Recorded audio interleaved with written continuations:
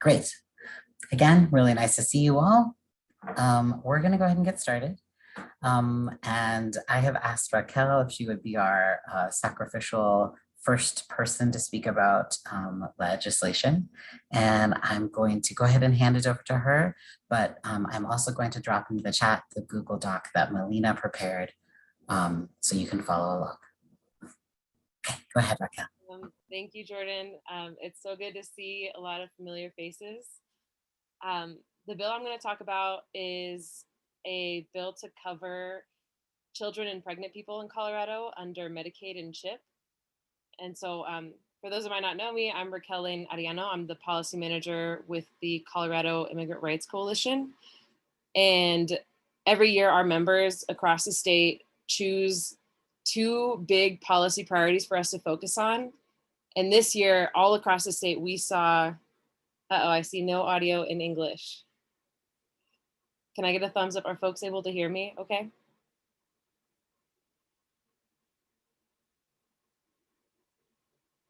Okay. This year, our members across the state really unified around expanding health coverage for our undocumented community here in Colorado. And so we've been working with Center for Health Progress and a lot of other partners also on this call to create this bill that's going to expand key programs. And I'll talk a little bit about what the bill does. I do want to name some of the big barriers that we're facing. Just to start off, right? I think there's a huge lack of access to healthcare in our communities, and especially for our undocumented community. A lot of times our undocumented community members can only access healthcare through community clinics and also emergency Medicaid. So often only when an issue has gotten so serious that somebody's life is in danger are they able to get access to Medicaid through emergency Medicaid. And also, folks can get like their actual birth covered through emergency Medicaid, but right now, as it stands in Colorado, there's no real support aside from community clinics for the undocumented community during a pregnancy or postpartum. And this is a big reason why our undocumented community continues to make up a really big percentage of the uninsured folks in our community, and of uninsured children. Undocumented children make up a very large percentage of that. And so we are hoping with this bill, and we hope this bill is a stepping stone to expanding further coverage here in Colorado. But we see this as a first really important step to establishing programs that cover our undocumented community, because we know that having access to healthcare has incredibly large life consequences, whether that's for your pregnancy and making sure that people and their babies are healthy when they come into this world and that they have a really strong start. We also know that whether or not you are able to access health insurance as a child has big impacts in your ability later on in life, right? And your ability to thrive.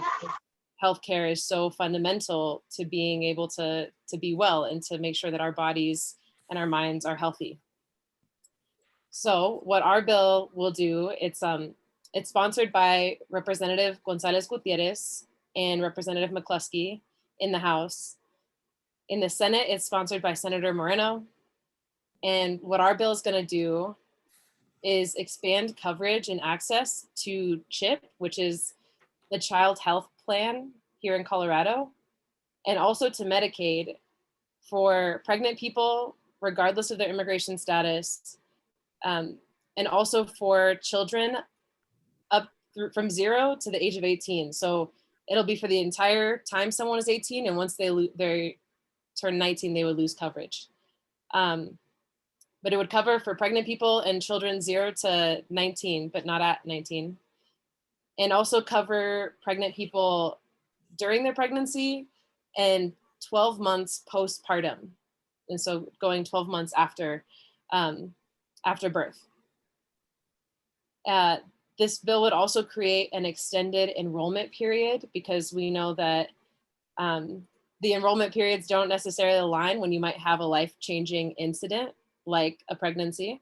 And so if somebody becomes pregnant, they can enroll as soon as they can show that they have proof of pregnancy. They can have a special enrollment period to get enrolled in health insurance.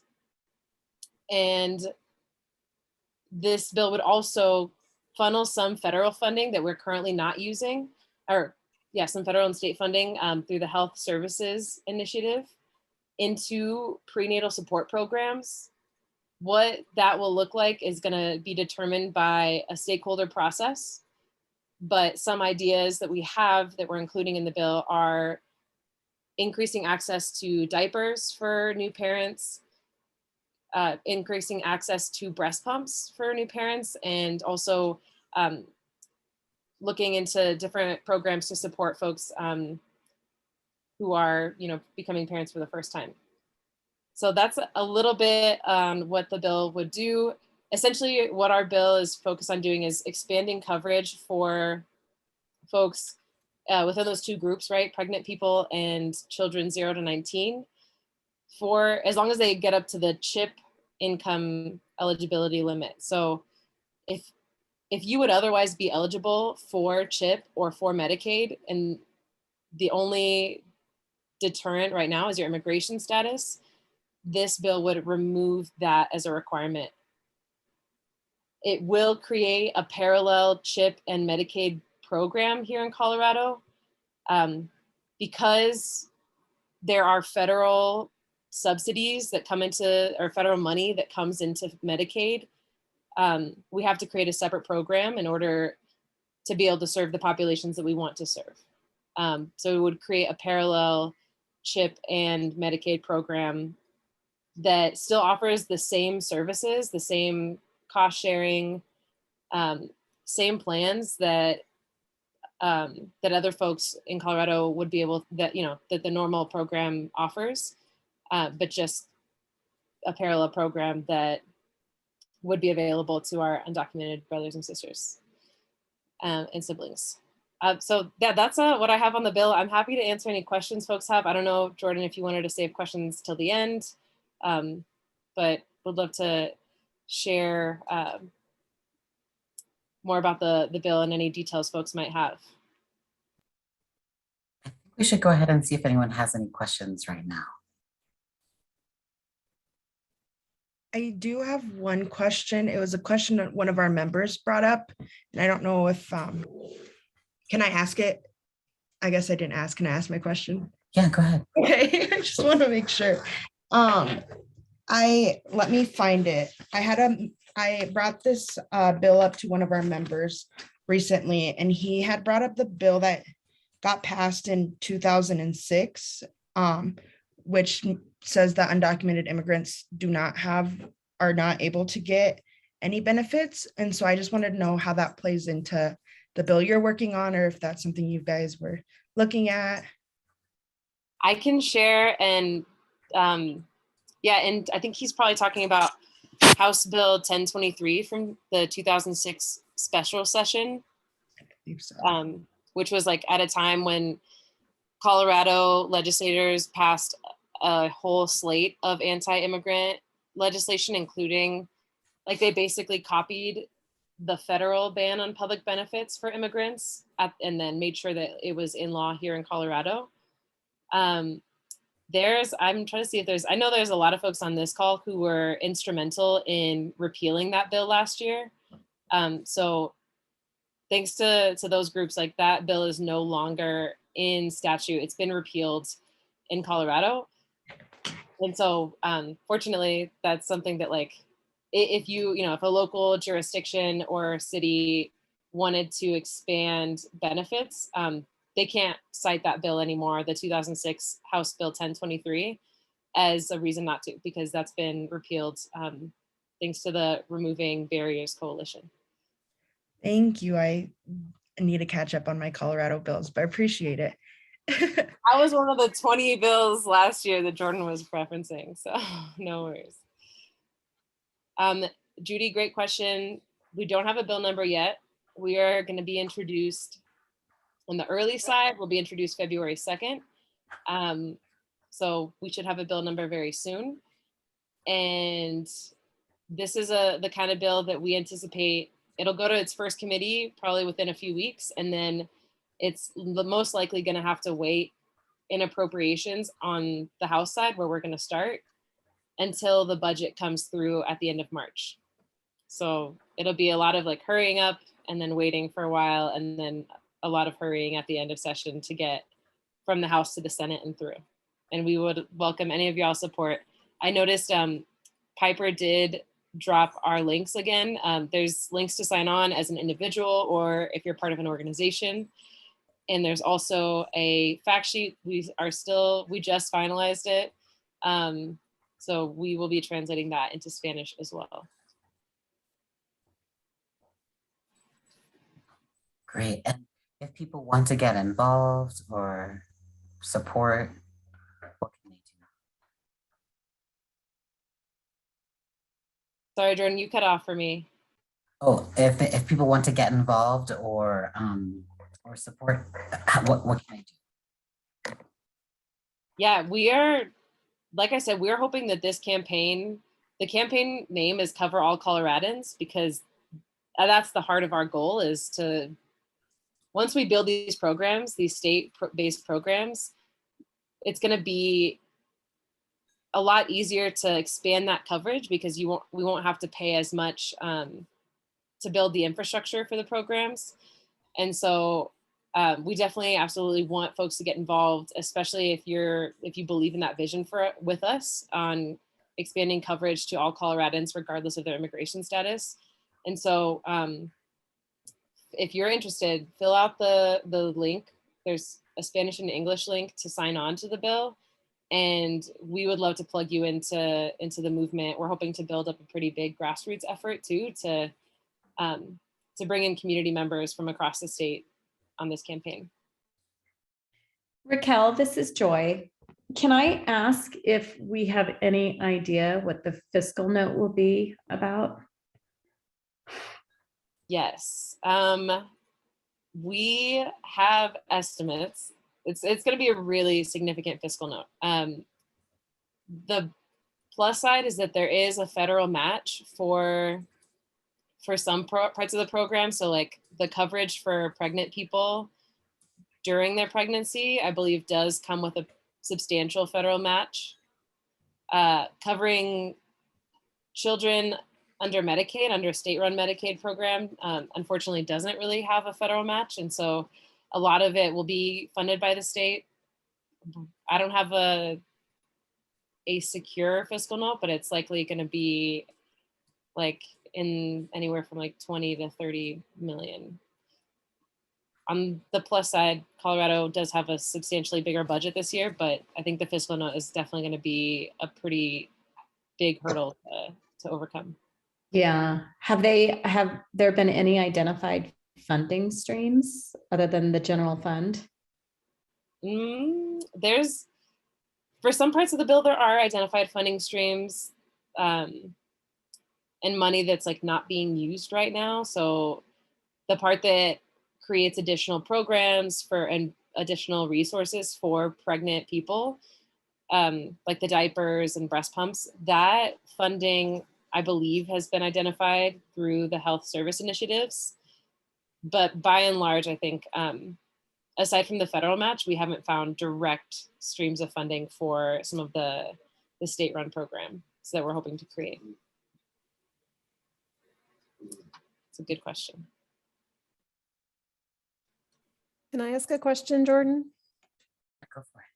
Hey, I'm just wondering, I volunteer with CERC in another capacity. I'm also a nurse, and I was just wondering, so it's an awesome project. Have any health institutions or like the Colorado Hospitals Association made had a position yet on this, or told you where they're at with this? That's a great question. I don't think we've gotten any major hospitals yet, but they are absolutely on our list. And if you have relationships or any leads, ways we might be able to get their support, that would be amazing. One of our main lead organizations on the bill is I believe the Community Health Network, the community clinics. And so I'm imagining they're going to help us leverage some of their relationships. But if you have any leads or ideas on how to best approach those, or any strong relationships yourself, we would welcome that support too. Not sure how much hospitals listen to their nurses, but I would imagine Denver Health might be interested because they're so big, but they also lose money on every undocumented person they see, right? And so that would be a way for them to recoup funding for the care that they're committed to. But anyways, I'm so excited. I'll talk to you or your campaign later. Great. Thank you so much.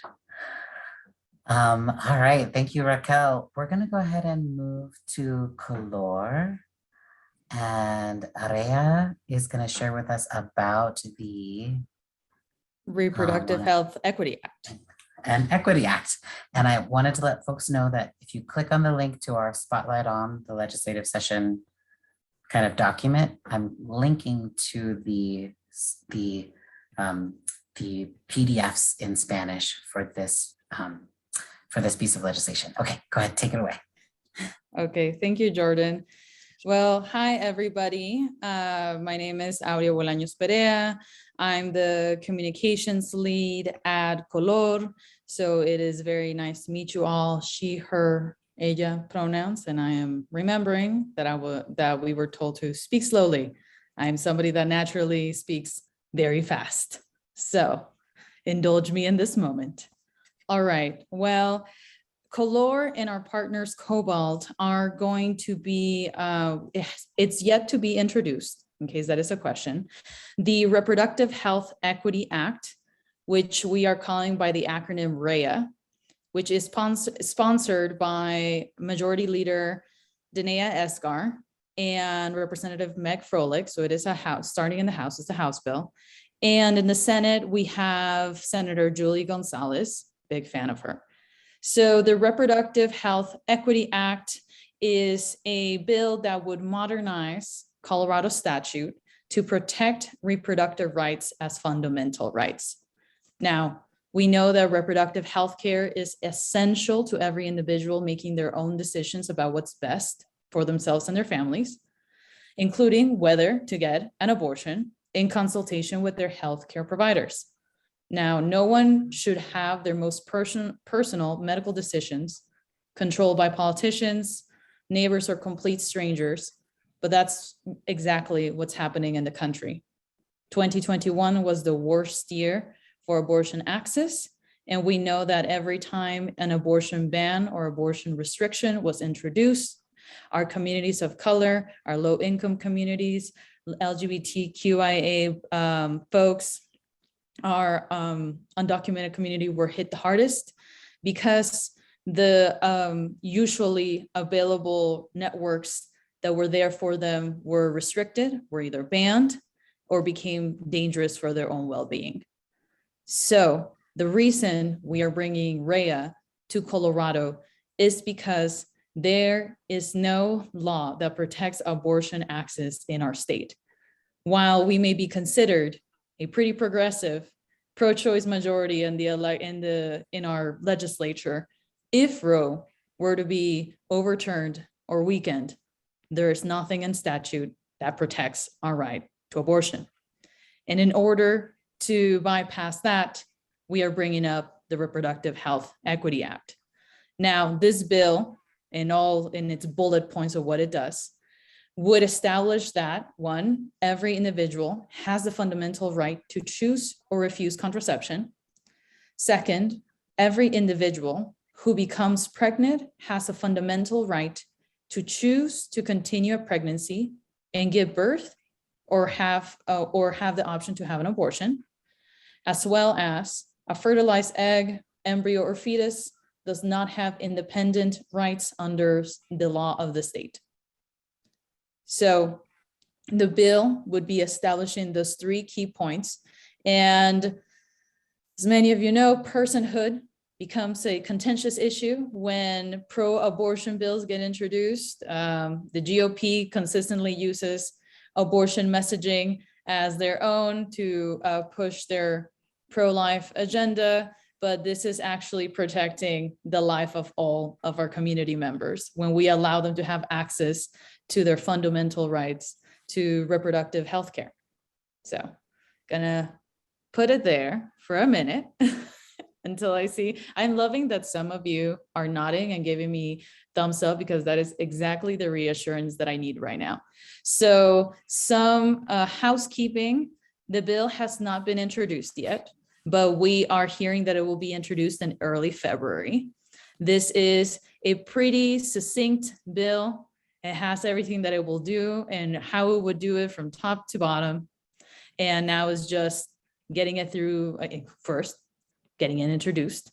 Second, getting it through committee. But our communities have time and time again told us that they want their legal right, the human right to make decisions over their own body. That is part of our vision and values at Color with Cobalt and many of you here that have supported our work for many years. So we know we're in good hands with our partner orgs and our coalitions.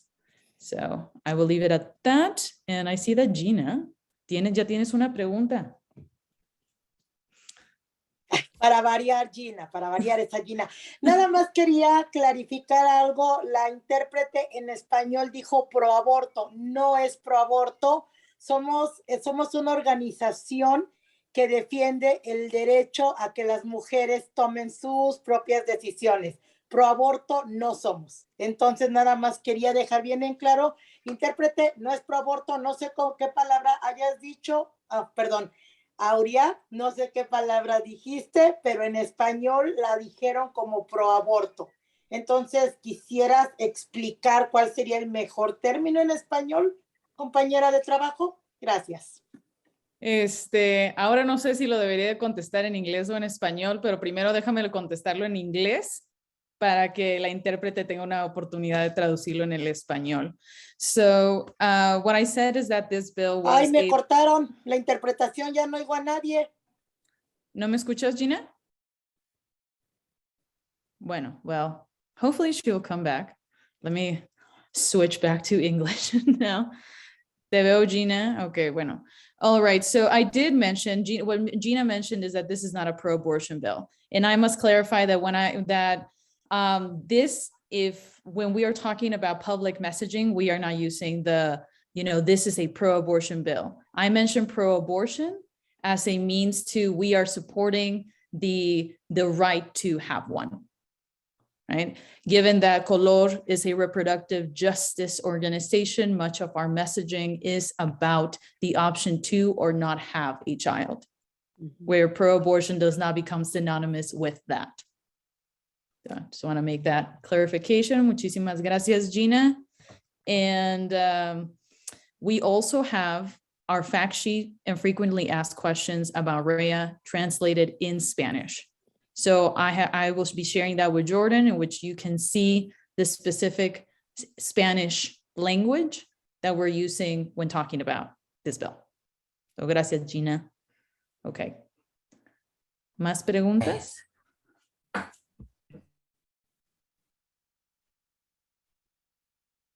This is Angelique Espinosa with Good Business Colorado. I just wanted to know if there's any, particularly for our more vulnerable communities, remembering that there have been times pretty recently when the US government has taken away the right to carry a pregnancy or to get pregnant. So, they're sterilizing Native American women in Bureau of Indian Affairs hospitals in 1970.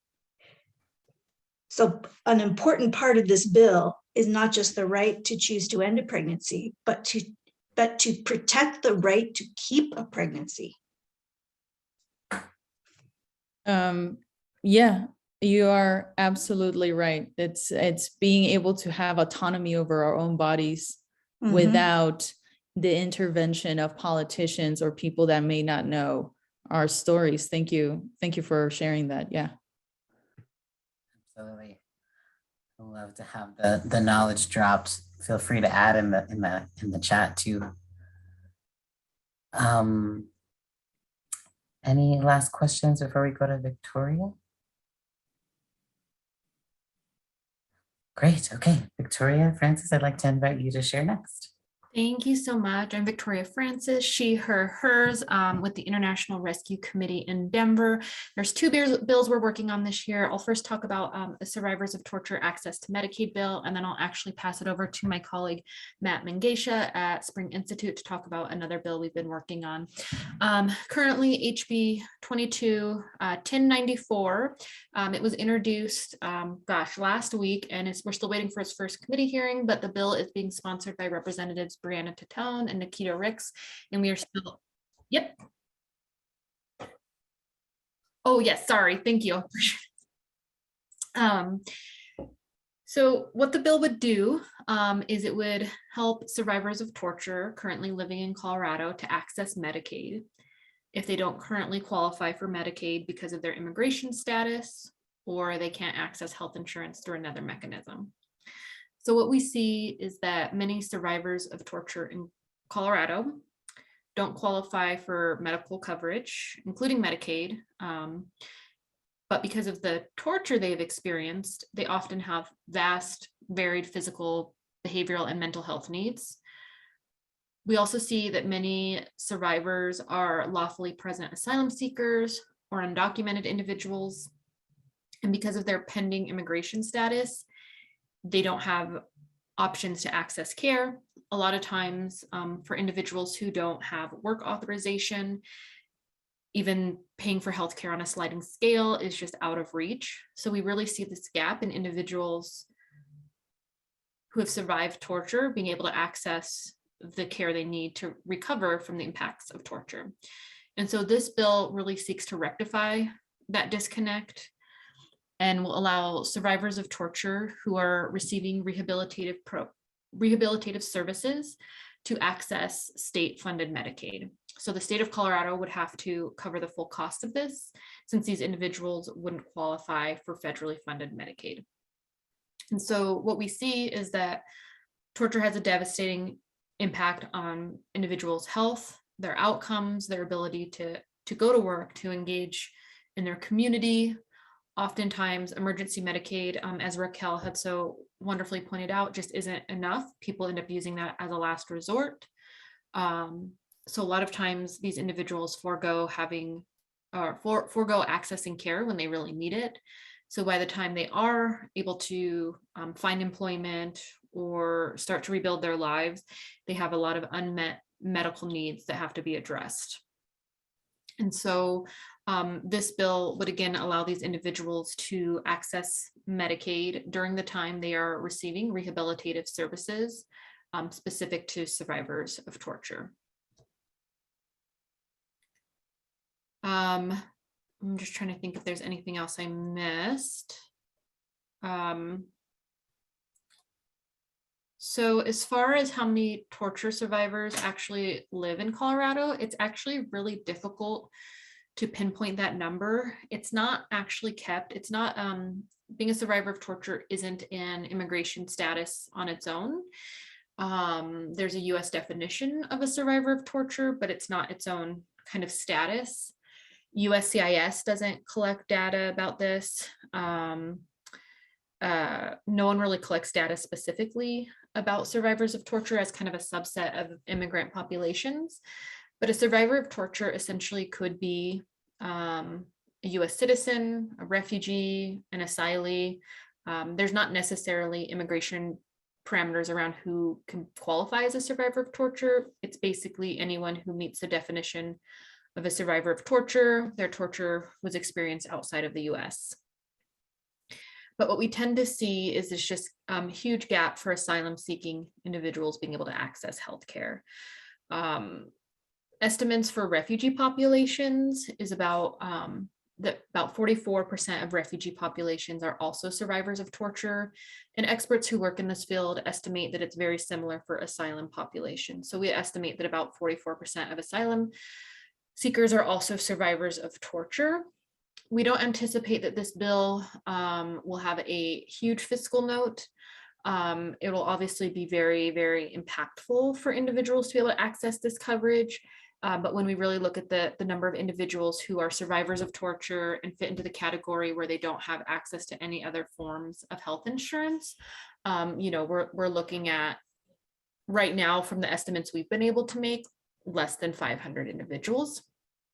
So very impactful on those individuals. And hopefully what this will be able to help us do is have data that shows us how important it is for people to access care, the outcomes for those individuals, the ultimate cost savings for the state.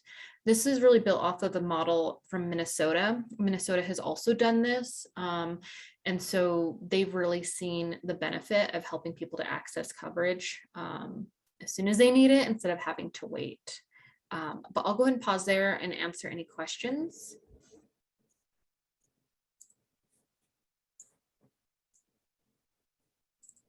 There's a few questions in the chat. Oh, sure. Let me go ahead and Want me to read them aloud?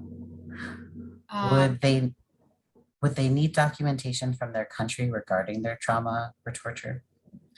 So the way the bill is currently written, individuals who would be eligible would be those who are accessing torture rehabilitation services.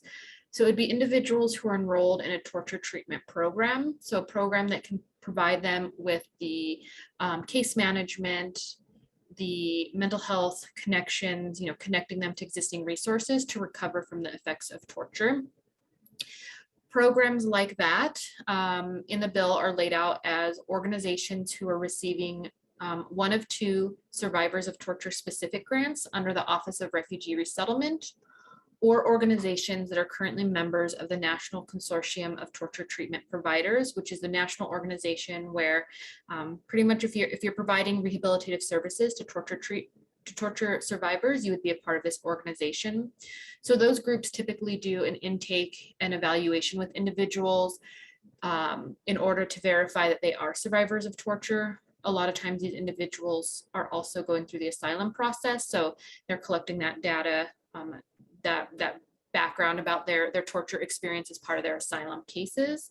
So it would be those individuals who are verified to have been survivors of torture and receiving these services. As far as how you prove that you're a survivor of torture, again, organizations who are National Consortium of Torture Treatment Provider members, this is already part of kind of their intake process for enrolling individuals into their services. Very carefully trauma informed, going through people about their torture history. A lot of times this includes medical forensic evaluations. They often look at country conditions. So someone coming from a country where torture is prevalent. So those types of things that a lot of times are also used for asylum cases. Is there another avenue other than going to these orgs if you are undocumented? Not currently. Yeah, not currently the way the bill is written. Our goal is to expand the number of organizations who are National Consortium of Torture Treatment Provider members. The reason behind this is we recognize that to go through someone's torture history with them can be quite traumatizing for someone. So we want to make sure that for organizations that are delving into that conversation with someone, they're also providing them with the supports they need or the connections to supports. So these members can be organizations who serve survivors in many different capacities, but part of being a member of the National Consortium of Torture Treatment Providers means that if you go over someone's torture history with them, you provide them with the resources or connections to resources they need to get the care that they need. So kind of a responsibility to make sure that we're not asking people about their torture treatment, or their torture history, and then not providing them with the resources to recover.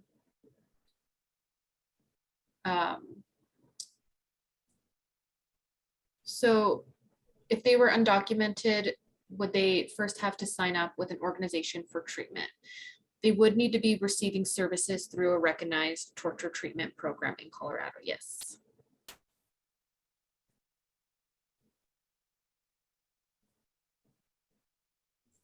Great. Thank you so much, Victoria. Really Thank appreciate it. Yeah, keep us, is there, if people wanted to get involved, they should reach out to you? Yeah, that would be great. I could put my email address in the chat. We're still working on our endorsement sheet and things like that. So hopefully you'll all see that from us soon as well. But thank Yo you no all. escucho en español, disculpen. Yeah, apenas iba a decir esto. So the Spanish language interpretation was cutting out at the very end of what Victoria was saying. So I would like to see if, Ruth, if you can just maybe try muting yourself and turning your audio back on, because it's like it had just cut out, like your signal went away. So I'll go check it. ¿Estás aquí, Ruth? Okay. It was weird. It's like your signal goes away and it just becomes all garbled. It's happened a couple times and that was like the longest time, but you sound great now. I don't know what's going on. So we'll just keep going. Okay. Ruth is gonna switch to a different headset quick and see if that helps us. So just hold 1 second.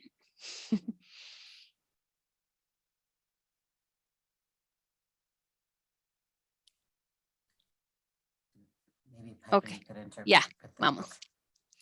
book. Okay.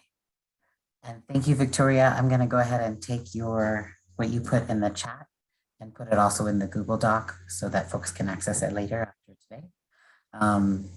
And I'll turn it over to Matthew. Nice to see you, friend. Hello, everyone. Thanks for having us. Always love joining this because it's always great to hear about all the great work happening around immigration at the Capitol. Looking forward to hopefully next year, 20-some plus bills again. That would be awesome. But I'm here to talk about the International Medical Graduate Integrate Healthcare Workforce Bill. That is House Bill 221050. I just dropped the endorsement sign-on form in the chat. But what this bill is focused on is international medical graduates who are individuals who have obtained their medical degree in a foreign country. Many of them have already practiced. Many of them have already completed residency. But as we know, when we work with immigrants who come to the US, a lot of times the US doesn't recognize their credentials. This is huge for the medical community.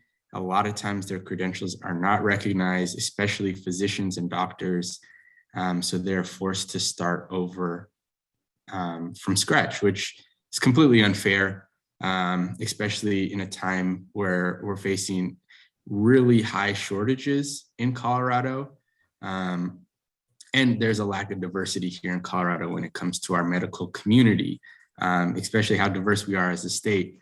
So this bill is really aimed at reducing some of the barriers that they face. There's a number of different barriers that individuals face, ranging from lack of access to residency programs to not being able to get relicensed because they've been in practice for a number of years, which has sort of disqualified them from the residency programs.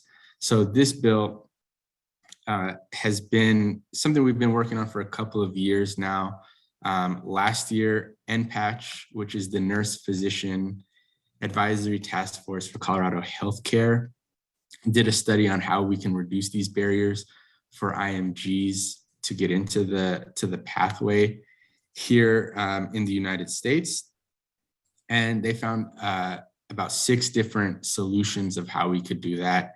And out of those 6, we ended up taking 5 of them and putting them into this bill. So I'll walk through those programs here. The first pathway is an IMG assistance program. This would provide direct services to IMGs looking to reestablish their medical careers in Colorado, including technical support and guidance through the credential evaluation process. This would also look at giving scholarships to individuals who are looking to retake to take tests. So when they come here, they are forced to take USMLEs, which are tests that everyone has to take to get into residency, but they're very expensive tests, upwards of thousands of dollars each. So we'd hope that this program would provide scholarships for those individuals to be able to take those tests. The next piece is an IMG clinical readiness program, which would be a 9-month program directed by an MD licensed to practice in Colorado. The program will provide hands-on inpatient and outpatient training opportunities combined with community and classroom-based components to prepare participants to match and succeed in a US medical residency. This is a huge piece because, as I mentioned, residency is one of the biggest barriers for folks. What we've seen is that the longer you've been out of medical school, the harder it is for you to get into a residency program here in the United States. So if you were a doctor in your home country for 30 years, your experience is actually working against you because you've been out of medical school for so long. So this would be a program for individuals who want to sort of highlight their skills so that they can match to a residency program. And really, it's just an opportunity for them to show that they are qualified, even though we know that many of them already are. The next would be earmarked residency slots for IMGs in Colorado. So Colorado has had a terrible match rate for residents in the US. Spring Institute runs a program called Colorado Welcome Back, which works with IMGs to place them within residency programs.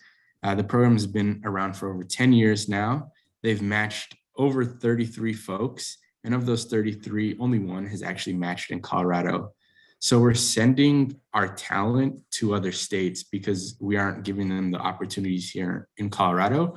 And folks tend to practice where they end up getting their residency. So these folks are not coming back to Colorado once they complete their residency programs, that they're staying in their states. So this piece, we aren't looking for specific funding this year. We are just trying to create the pathway for that. The next component is a re-entry license. So the Colorado Medical Board will establish criteria and pathways for certain IMGs who hold a current or expired medical license or meet other specified criteria to access Colorado's existing physician re-entry license. So this would be a pathway for folks who don't need residency. As I mentioned, some folks have been practicing for 30 plus years. This is a pathway for them so that they can go get a re-entry license, which would stick with them for 2 years, and they would work under a supervised medical professional. After those 2 years, they would then become fully licensed and be able to practice. The next component is equalizing licensure requirements for IMGs during residency. So in statute, a US trained physician in residency qualifies for a provisional license after their first year. An IMG does not qualify for their provisional license until their third year. This disincentivizes hospitals from bringing IMGs on into their residency program because they can charge a higher rate for a provisional licensed residency fellow because they're reimbursed at a higher rate. So they don't want to bring on IMGs because they can't charge as much. So we would be looking to equalize that where IMGs would be eligible for their provisional license after their first year. And that's our bill. We try to look at a multi-tier approach to a problem that has a lot of different barriers to it. So hoping that we can gain your support. I'll drop the endorsement form again in the chat, but happy to answer any questions. And we're partnering with IRC. They've been incredible partners through this whole process. Awesome. Thank you, Matthew. Anybody have any questions quickly? See some supportive comments in the chat for you, Matt. Hey, Jordan, This is, who's sponsoring it? Who are the Oh, yes. So in the House, it's sponsored by Representative Nikita Ricks, and in the Senate, it is Senator Janet Buckner. Matt, this is Joy. Has anyone talked to ALA, the Immigration Lawyers Association, about this bill? Do you We know? have not. We have not. Be happy to connect with them. I will do that right away for you, because I'm thrilled that you're bringing this bill. It's so needed, and ALA can help immensely. So I'll be able to get you like everything you need with expert testimony, with like, personal testimony, with why the laws don't work the way they should in relation to the international medical graduates and all the other stuff. So I'm going to reach out to my colleagues there right now. I actually just sent a text. Thank you so much. We appreciate it. So, well, thank you. Whoever had the idea of bringing this bill, thank you. This is awesome. Happy to see connections made. Awesome. Thank you, Joy. Okay, I'm going to go ahead and invite Aya from Together Colorado to join us next and share about some of the bills that they're working on. Thank you, Jordan. I'm actually going to pass it to my colleague, Oscar. I'm just not feeling well, but I can answer questions. So go ahead. Okay. Rest your voice. Thank you, Oscar. No problem. Hey, everybody. Oscar Hernandez with Together Colorado, community organizer. This year for our legislative session, we actually decided to take on two legislative priorities. The first one falling under our criminal justice branch and actually being split up into two parts. The first being 48-hour bond hearings, sponsored by Representative Gonzalez Gutierrez and Representative Woodrow. What this will do is it will require municipal courts to hold bond hearings within 48 hours of arrest. We decided to choose this just because we noticed that pretrial incarceration,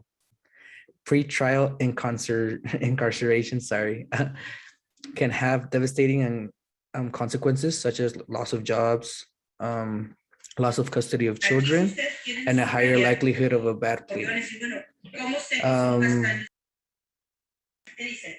The second part of that bill that we have decided is summons or ticketing instead of arrest for low-level offenses. That is being sponsored by Representative Bacon. This will increase the use of summons in lieu of arrest for petty offenses. Why we do need this is many of the arrests in Colorado are for low-level offenses. These arrests have too often escalated into violence, and the purpose of this bill is to keep our neighbors from needlessly dying. And then the second portion of that actual bill is truth in interrogation of juveniles, sponsored by Senator Gonzalez and Representative Bacon. This bill really just ends deceptive tactics used in juvenile interrogations. We've noticed that falsely telling a juvenile suspect that physical evidence or eyewitnesses establish their guilt is likely to produce a confession, and a false confession at that, even if the juvenile is innocent. So the youth are uniquely vulnerable to these coercive techniques, and it's time to stop these practices that encourage kids to make false confessions. The second legislative priority that Together Colorado has decided to take on falls under affordable housing. More specific, our mobile home park resident protection. So we do know that the sponsors that we have for this are Representative Bosenecker and Senator Ginal. The actual goals for this is to strengthen and update the opportunity to purchase mobile home parks. So this would allow residents more time to organize and secure funds to purchase a park, and to provide for additional enforcement and penalties for park owners who fail to comply. It's also to strengthen the Mobile Home Park Act and dispute resolutions and ensure that residents are protected from high increases in lot rent. And why we actually chose for the affordable housing was because we do understand that for a lot of our immigrant communities, affordable housing may be or mobile home parks may be the only housing they can secure. Just being undocumented immigrants, maybe they may not be qualified for government affordable housing. So that is why we chose to take on that bill. And we don't have our fact sheet yet. We should be expecting, or we should have that within the week, hopefully. And we can send that out to maybe Jordan, who can mass email it, and as well for both of our bills, actually.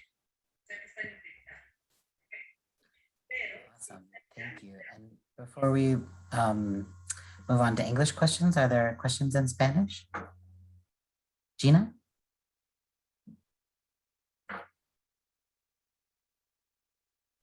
Sí, otra vez Gina. No es pregunta, nada más quiero ofrecer el espacio en la radio, en el show de radio de mujeres de color, que es un show de radio que ya va a cumplir 5 años, que patrocina a Color para esta propuesta de ley. Todas me encantan, de hecho el espacio está abierto para todas las otras propuestas. Voy a escribirles mi correo electrónico en el chat y mándenme un correo. Oscar, supongo que hablas español, y si no, alguien que habla español puede venir, porque yo creo que esto sería algo súper genial. Y no nada más es el espacio en Mujeres de Color, también tenemos otro espacio cada jueves, se llama Jueves con Color. Ese nada más es en Facebook en vivo y tenemos muchos seguidores. Entonces, quería ofrecer esas dos plataformas que tiene Color para todas estas propuestas de ley. Otra vez, les escribo mi correo, me mandan un correo electrónico y nos ponemos de acuerdo. ¿Sale? Era todo. Gracias.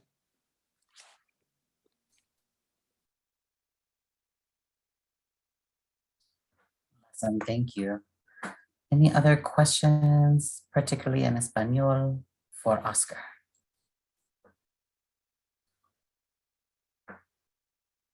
All right. I'm gonna hand your email address out like candy, Gina. And I think if it's okay to move on to the next one. Oh, actually, Oscar, how would, any English questions for Oscar? And I have one, which is, how can folks get involved? Did see something in the chat. You're muted. Yes, I actually just dropped the link to get involved in the chat, and I can repost it. Great, thank you so much. And Angelica, are you ready to take us home with some COPA priorities? Yeah, absolutely. Yeah, just as Gina, super excited to see all of the things that are happening in the space. Thank you once again. My name is Angelica. I am working with COPA, and I am familiar with this space, so I'm happy to be back. Our organization is a member-led organization that works on the issues of immigration, climate, and economic justice. Today, I'm here to talk about climate, and there are two things that our members really wanted to focus on this year through the legislative session. And I will slow down. I am sorry, I am a fast talker, so please flag it for me on the chat if I need to keep slowing down. This legislative session, we decided to focus on the corporate impacts that we see on our air and water, especially on Black, people of color communities, and as well as low-income communities. We see the irreversible impact that these corporations have. And we also recognize that there is very little accountability to the damage that they have done. And so we want to tackle that, understanding, right, that like one bill is not going to solve it all, and that this is going to take more than one session and several fights for us to get to the point where we feel our families are served well and have clean water and clean air. And so let's start with water, and then I'll stop for questions. So we're going to start with our Filter First campaign. We want to tackle the lead that we know that is in our water. Unfortunately, as we know, lead is a poisonous metal that has irreversible effects on children and fetuses in the womb. We also know that there's no safe level of lead in drinking water, regardless of what federal law says. In Colorado and across the nation, we see high levels of lead through testing. Actually, in Colorado, there was a testing grant program that ended in 2020. I'm going to put the link to some of that work that happened. That also happened through the legislative process. It revealed that, you know, a lot of our schools, 67 participating schools actually agreed to be in this program.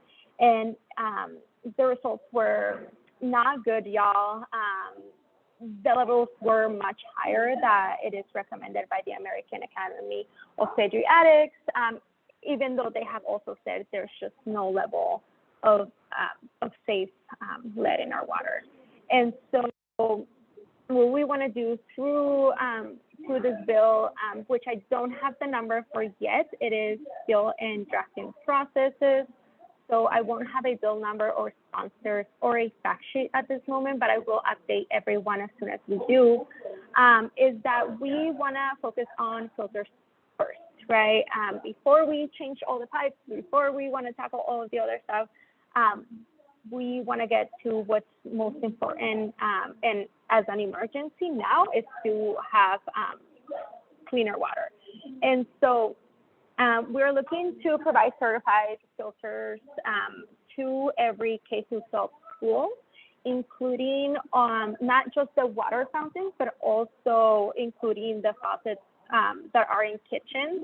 I believe Denver last year, and I'm not sure which other districts are doing this, but they're on a roll to providing more healthy meals to students. And so things have changed in the kitchen. And so this would also include kitchen faucets and licensed childcare facilities, and also the smaller childcare community programs that exist across our community, right?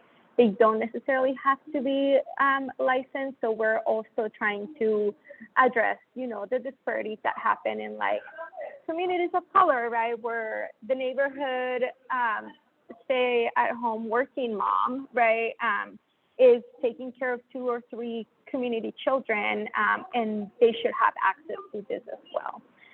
We have widespread support. I think the issue that we might run into is funding. And so we're working closely with in the stakeholding process to address this. But as of now, it looks like it's in a pathway to move forward, but we still need all of the support we can get. We still need to uplift our community stories as well. And so I will stop there to see if people have any questions.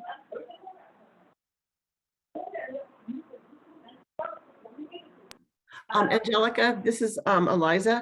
I was recently speaking with a union person with, I think, the pipe fitters. Are they involved with this also? The plumber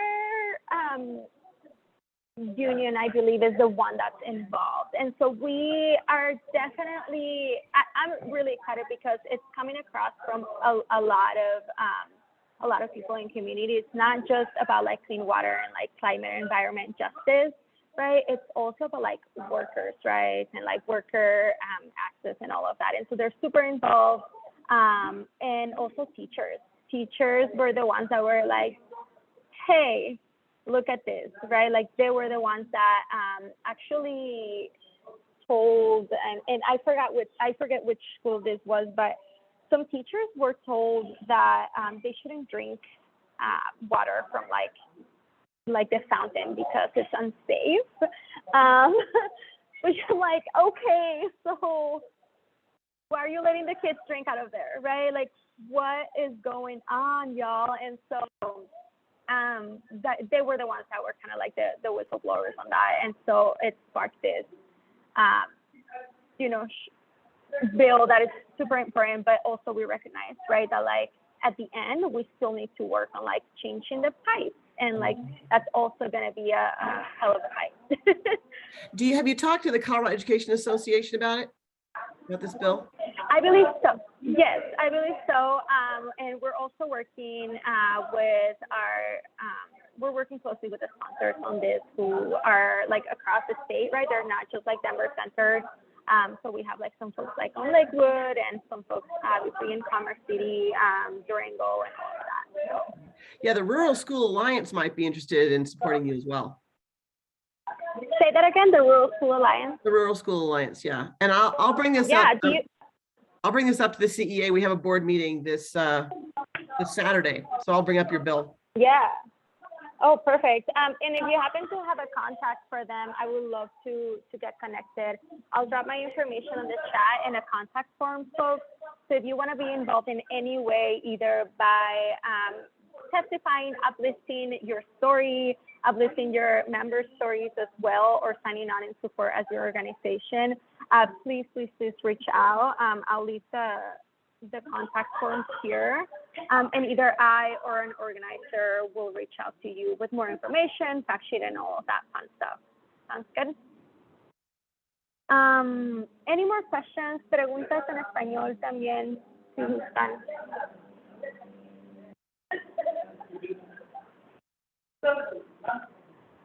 Muy bien. All right, so I'm gonna move on, but if anything comes up, please feel free to put it in the chat, folks. So our second focus this year will be on air toxics and regulating air toxics. This is not an unknown fight. This has also, I believe a lot of groups here have also joined the fight in the past. And so this is just a continuation of the work that we try to do in years past. And so, as you all know, there are a lot of corporations that continue to put out nasty toxins into our air. And they are mostly in communities that are at a disadvantage geographically, economically, and also are mostly people of color and Black communities. And so what we're trying to do, you know, I don't want to spend much time on like the risks of all of this, right? I think we all understand where this is going, but we're trying to tackle some accountability in the process. And so through this bill, we're looking to establish like an annual state level and publicly available reporting of the toxic emissions from all sources across the state. And we also want to strengthen the monitoring of the bills in the past by prioritizing the communities that are highly impacted first. And also require that the state would set a protective, health-based air quality target for each toxic concern that we have. And so not just say like, you know, this is coming out, but also what are the effects that those are going to have in the long term. Based on science and data, right? So recognizing and naming all the things that will go wrong if we don't address this. And also impact the permitting process. So require that the state consider that data to prevent the cumulative impacts if they keep giving permits out to these corporations. To take that into consideration based again on science and data. People, you know, like Earth Justice, Conservation Colorado are also supporting and leading in this work. And so again, I don't have a bill number. I cannot provide much of the other logistic information at this moment, but please reach out on that form that I gave you so that we can stay in touch, okay? Also, I wanted to add, let's go ahead and do questions, Jordan, and then I'll add something that I missed on the water bill that I think is very important. Okay, great. Questions for Angelica, particularly in Espanol?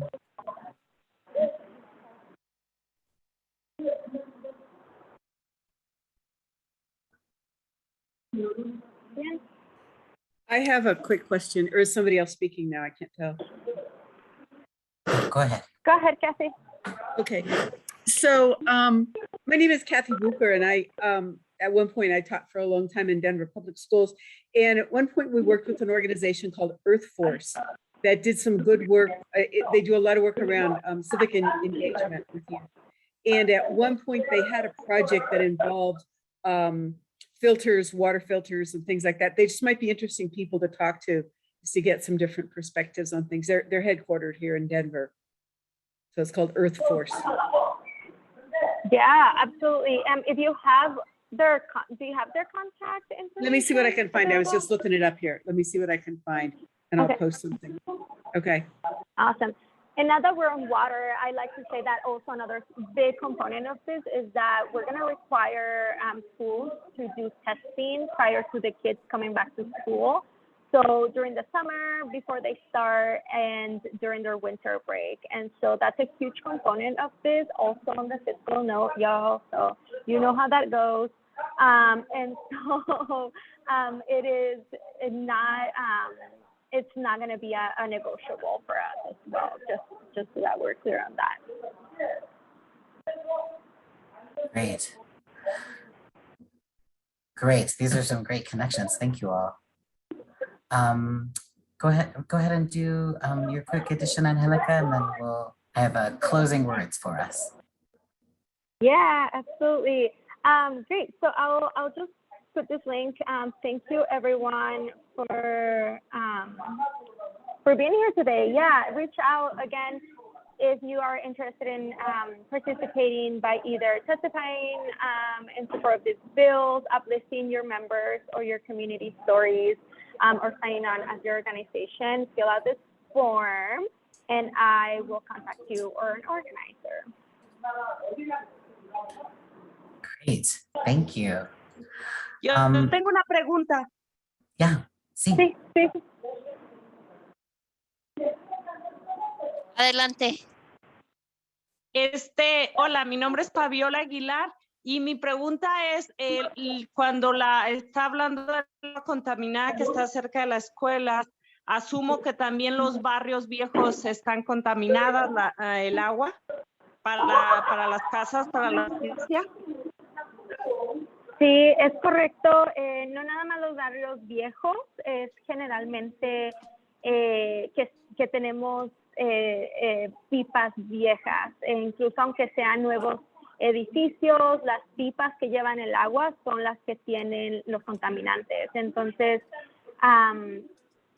personalmente yo no lo sabía y hace poquito fue cuando tuve que agarrar mi filtro, pero se asume también y me imagino que hay más data sobre los contaminantes en las colonias, no nada más en las escuelas. ¿Y qué lugar es seguro como para uno buscar una prueba en donde uno, como yo vivo en Brighton y vivo en un área muy vieja y tomo en realidad agua de la llave porque me gusta, sale fresca, pero ahorita lo que me dices me preocupó. ¿Cuál sería la forma de encontrar una prueba que sea factible? Y mi otra pregunta es, cuando uno cocina con agua que pueda estar contaminada, ¿afecta también los alimentos o no? Su segunda pregunta no se la sé responder. No soy profesional en este tema en base a lo científico, qué es lo que sucede. Los tests, hay unos que se pueden ordenar en línea. Pero, Fabiola, si me dejas información, tal vez podríamos buscar si hay organizaciones que dan estos test gratis o de manera más económica para la comunidad y así pues también como dar más información a nuestros vecinos, ¿no? De que esto también está pasando y pues sí. Entonces, si quiere poner su información en el chat y yo me contacto con usted. Y disculpa, también soy Piper. Veo mucho interés en ese tópico de nuestros miembros en el chat y tal vez podemos invitar a ustedes a dar una presentación un poco más profundo a lo que es el salud del agua y el plomo, porque sí hay mucha confusión en mi barrio también. Sí, claro. Okay, thank you. I'm going to go ahead and ask Piper to share the polls for our closing. They should show up on the. So I'm gonna mute you, Angelica. I'm sorry. To share the polls kind of for our closing, but I wanted to also let you know that Melina has also included in the Google Doc at the end contact information for every single state representative and senator. So if you are thinking to yourself, gosh, I wish I remembered how to get my representative's name or phone number or what have you, it is all there for you. And I will go ahead and include a link that's called votesmart.com. So if you are unsure who your representative is or your senator is, you can put your address in and it will tell you. So I'll add that in there. And Piper, go ahead and do the polls. Ya, la encuesta debe de estar ya en su pantalla. Y tal vez Jordan no lo vea porque es host también. Pero puedes escoger múltiples opciones. So, tengo después de hoy, voy a compartir la información, voy a involucrarme con una de las campañas, voy a contactar a mi legislador si me da la información, o voy a invitar a un grupo, una de esas campañas, a hablar con mi grupo.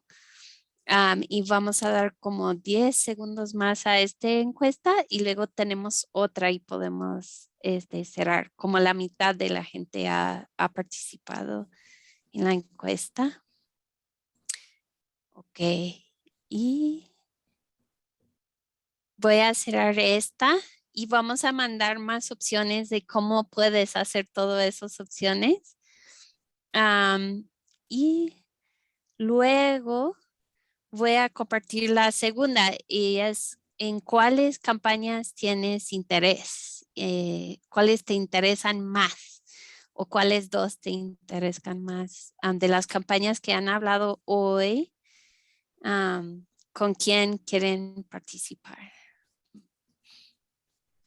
Y hay de salud reproductiva, acceso al seguro médico, licencias para profesionales médicos, el agua limpia, disculpa, el aire limpia, apoyo a sobrevivientes de tortura, derechos de residentes de parqueaderos y todo estas que habló el compañeros de Juntos Colorados sobre tener más justicia con la policía, más acceso a una audiencia justa, la verdad en interrogaciones. Es que no me dio tantas opciones como quisiéramos, porque tenemos tantas propuestas que nos van a ayudar si los logramos.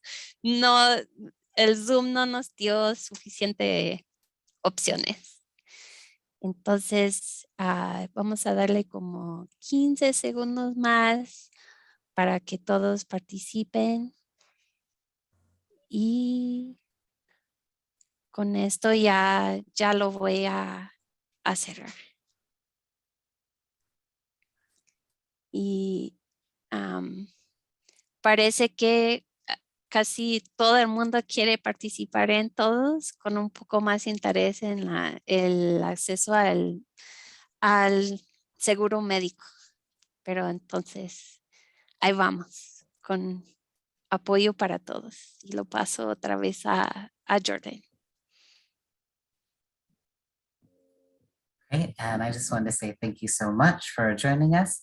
You will, since you registered for this Zoom, you will receive the packet with all of the links in it by email tomorrow, since I will probably get my stuff together and send it out tomorrow to each of you. Feel free to forward it on to folks that you work with.